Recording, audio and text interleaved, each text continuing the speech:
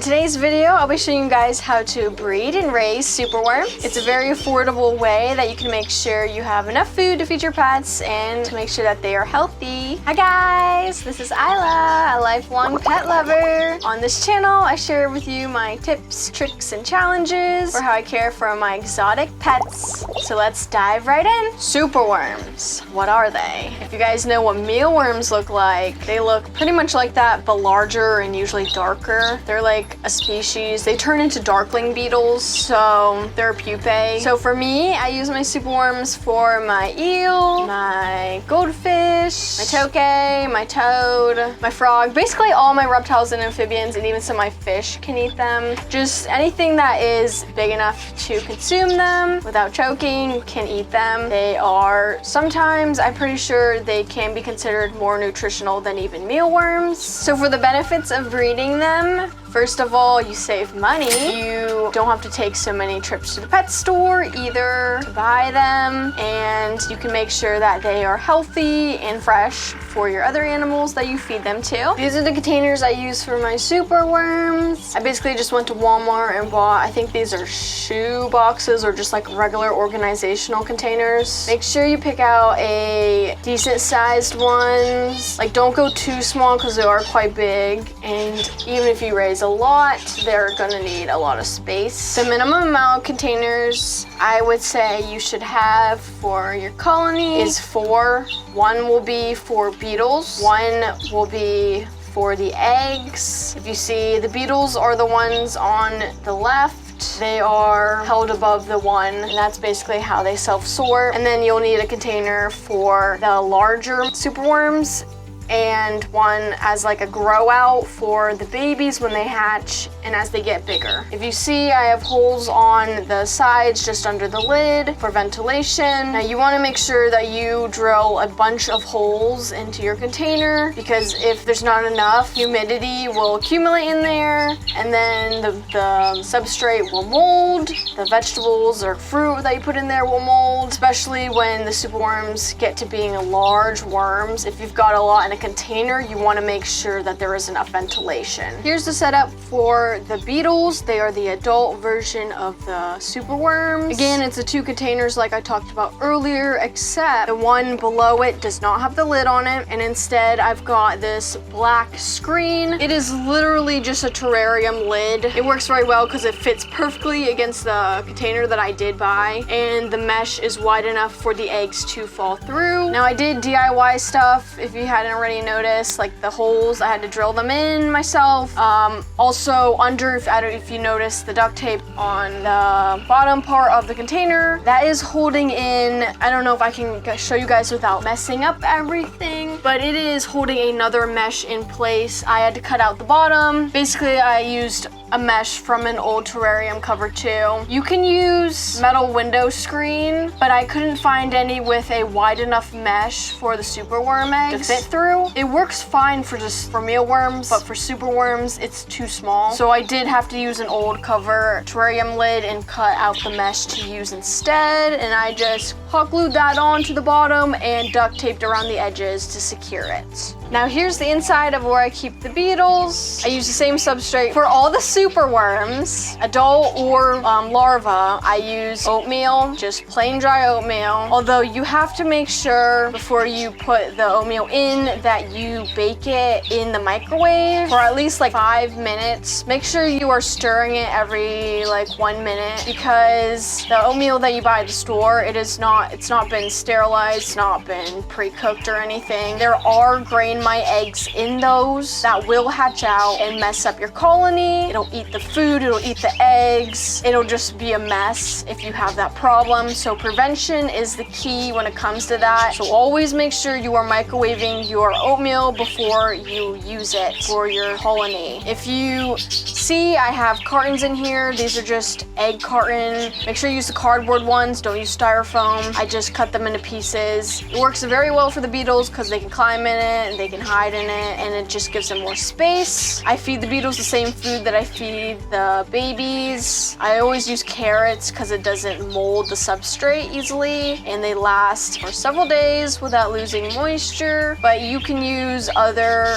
fruits and vegetables that aren't super watery, like apples apples, peppers, just whatever scraps you have. Just make sure it's nothing acidic or plant matter that is toxic, and you just have to make sure that you are switching them out and changing them. If you see any mold, don't leave them, especially stuff with more water in it. Just don't leave them over a day in your colony because it will grow mold fast. So this is supposed to be self-sorting because I've got all the mesh set up, if you guys have seen, but sometimes like the eggs don't fall through, or sometimes they just get caught up in the top layer and they hatch out and I find worms up there. So in order to avoid that, I do recommend, like, whenever you're checking on your colony, like maybe once or twice a week, what I do, I just remove the lid so that you can get access to the bottom part where the eggs are supposed to be, and just put this down and then just shake it around like that, like really vigorously, so that it helps make any eggs that haven't fallen through will go through into the bottom where they're supposed to be. But to show you guys, this is the area where the eggs are supposed to be and hatch out at. Basically what I do is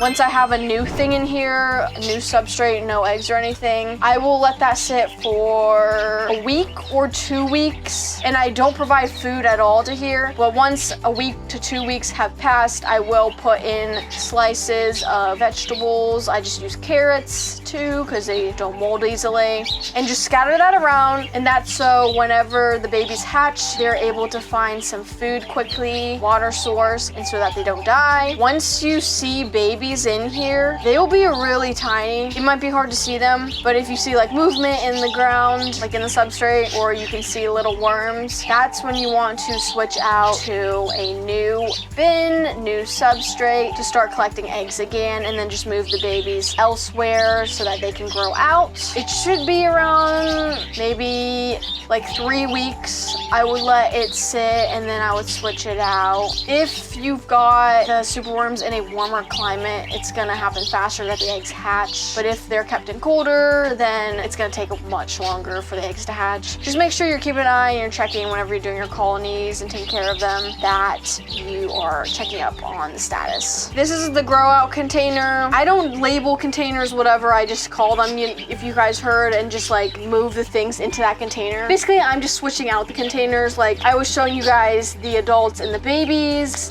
When the babies are hatched, I literally just take that container and put a lid on it, and then set that aside, and then I just take a new container like one of these, I'll empty them out. Here's my grow out container where once I see little babies, or even like I have some eggs that need to hatch, they will be here, and once they hatch, they'll be able to grow until they're bigger. Once they're put aside to grow out, like hatch, I do start off giving still the carrot slices everywhere, just until they're a little bit bigger and you can really see them. Then I'll switch them over to the bigger chunks of carrots so that they can find it better. Here are my large superworms. So once the worms in the grow out container get to being around medium sized, you guys see some of these large ones, like right here is a large one. If they get to being like half the size of this, I will just dump them and all their substrate, combine them basically into the large container, and then I'll just put in new substrate to the grow out to switch with the egg container when the egg ones are ready to be moved out.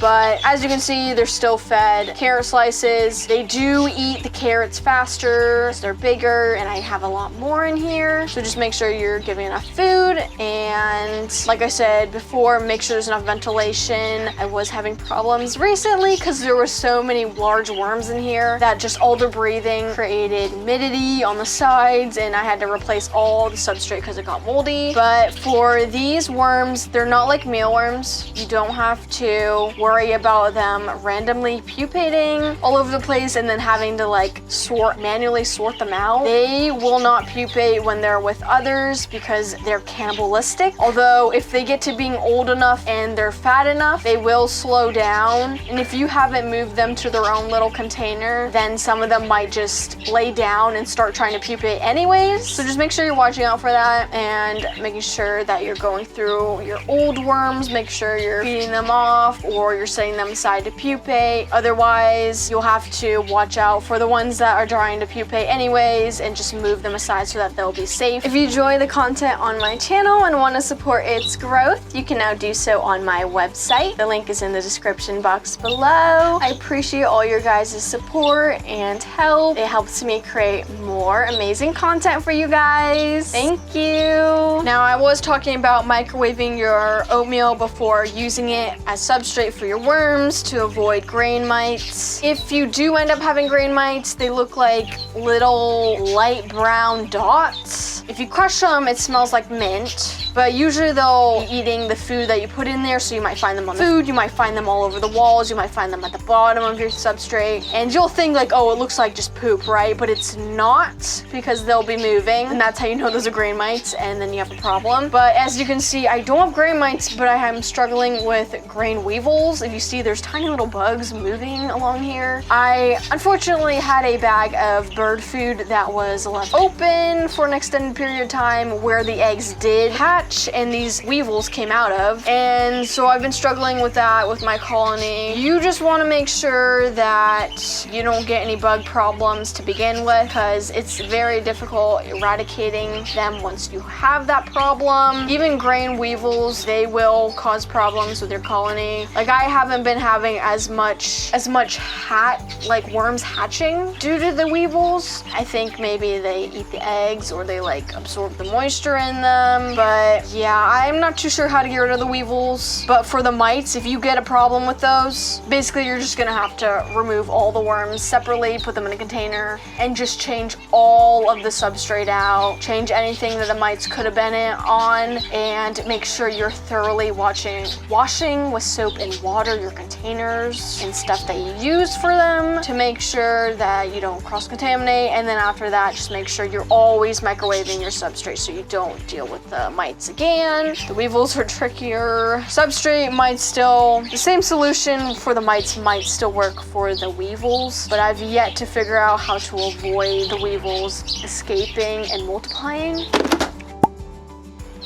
Here is a container where I use to pupate the worm. So superworms are not like mealworms, like I said earlier. They do not just pupate on their own usually, just because their species is cannibalistic. So to avoid dying, they don't do that around one another. So what you're going to have to do is you're going to have to pick out worms that are really big and really fat. And what I just use are, these are sauce containers. If you can see, like, just the lid and the body. But I did drill holes in here. Well, I used a sewing needle and I stabbed holes all over. I stabbed holes on the lid and on the sides just to make sure that no matter how wonkly these are placed here, they can still get air through. But if you're picking out worms and you're separating them, it's just one worm per container. But if you're not sure that they're fat enough, you can just put a carrot slice in with them and they'll eat that. And once that runs out, they should pupate and be good and not die. The reason why you want to make sure that they are very fat and very big before selecting them out to pupate is because if they are not grown enough, if they're not full enough, they can starve and die, or they try to pupate and they're not successful. So you just really want to make sure that they're well fed before you pick them out. But basically, you want to make sure you have a container like this to put them all in, and this doesn't close super snugly, like air still gets in. I check on them once a week too, but you want a container that has a lid. If there's not enough air that can get in, make sure you're drilling holes into that container. And you want to store these away in a dark place. If you're storing them in a light place, you're gonna have problems with them pupating, so that's why you want to make sure that they are kept dark and that you leave them alone for like 1 to 2 weeks. The worms you pick out should pupate. Like, I don't know if I can find one to show you guys. These ones are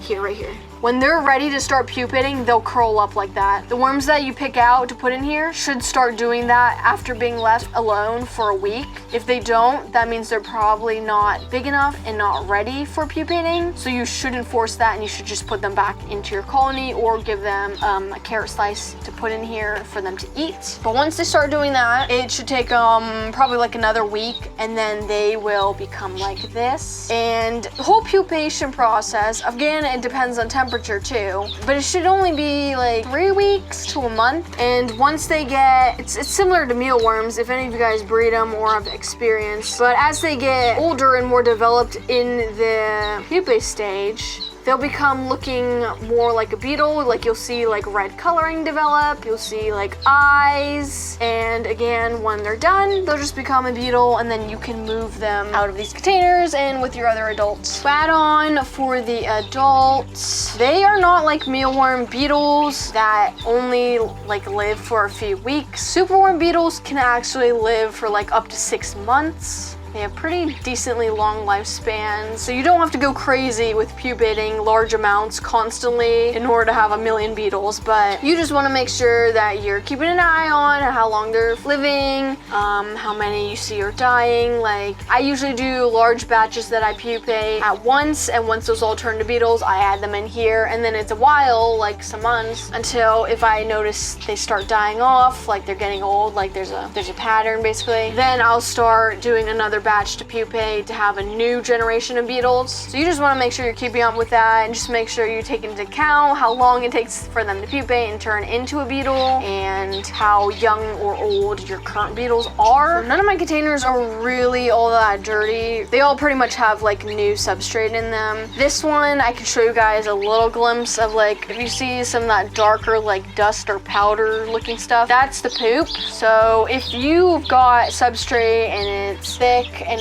you have a lot of worms that you've been raising in there for a while, like the poop will build up. Like you'll see it at the bottom, it'll all fall to the bottom, and it'll just be a layer of like dark brown / gray like dust. If you want to be able to save the substrate and reuse it again and clean out all that poop, I recommend you just take like a strainer, like a fine mesh strainer, and you can just dump everything into that and just sift it out manually, and then dump whatever was in the strainer that's left that didn't fall through the stuff, dump it into another bowl, and you can just have the other bowl for all the poop that you collect. For mealworms, the poop's called frass. I'm pretty sure it's called the same thing for superworms. It's like the same thing basically. But that frass, it's pretty good for plant fertilizer. You guys can use that if you want.